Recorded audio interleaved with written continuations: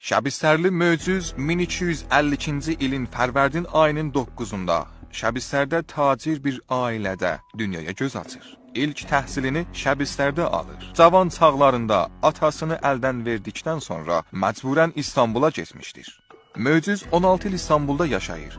Yeni türk ədəbiyyatından ilham alaraq ilk şeirlərini İstanbulda söyləyir. İstanbul mühiti ona çox təsir edir. Şərq ədəbiyyatını, əsrin siyasi, ictimai mətbuatını həvəslə oxuyur. Nəhayət 1284-də doğma yurduna qayıdır. Vətəninin dalı qalması ilə barışa bilmir. Vətəndaşlarının cəhalətdən qurtulması üçün çox çalışır. O bütün şeirlərində xurafəlik və xalqın geri qalmış düşüncələri ilə sadə dildə mübarizə aparır. Xanımların tərəqqisinə cəhd göstərən möcüz, qızların təhsil almaması, az yaşlı qızların ərə verilməsi kimi məsələlərə tənz şeirləri ilə toxunur və etiraz edir. Cəhalət bəhri bipayandır, qərq eylər sizi axər. O dəryadan gərək elm ilə çıxsın sahilə qızlar.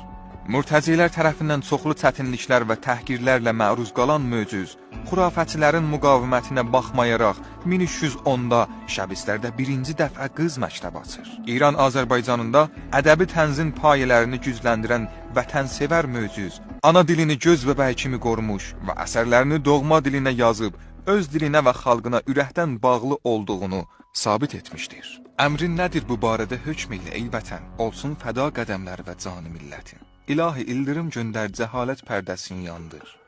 Qaranlıqda qalıbdır xalq, bu dünyanı işıqlandır. Şəbistərli möcüz Mirzə Əli Əkbər Sabir məktəbinin görkəmli nümayəndəsi olaraq, mən gərək xalqımı Sabir kimi ayıldam deməklə öz yaradıcılığını qabağa sürmüşdü. O, Molla Nəsrəddinin Təbriz sayılarında hamamlarımız və ədəbiyyat başlığı altında şeirlərini dərc etmişdir. Molla Nəsrəddin jurnalından əlavə Azərbaycan, Zəmbur və Tərəqqi qəzetlərində də əsərlərini nəşr etmişdir.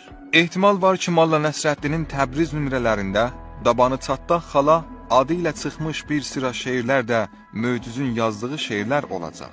Möcüz yaşamının son ilində Riza Şahın dövründə Şahrut şəhrinə sürgün olur. Bir il vətən həsrətinə dözən şair 61 yaşında dünyasını dəyişir və Şahrudun köhnə məzar qəbristanlığında toprağa tapşırılır. İllər sonra 1346-da Şəbistərin böyükbaşları möcüzün cəsədini Şəbistərə gətirmiş. Amma hökumət və mürtəcilərin qorxusundan cəsədi bağların birində gizlicə bastırmışdılar.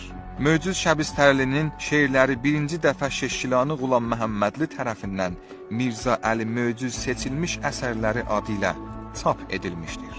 Onun bir sıra şeirlərdə çap olunmaqdan qabaq ağızdan ağıza gəlib, xalq arasında geniş yayılmışdır.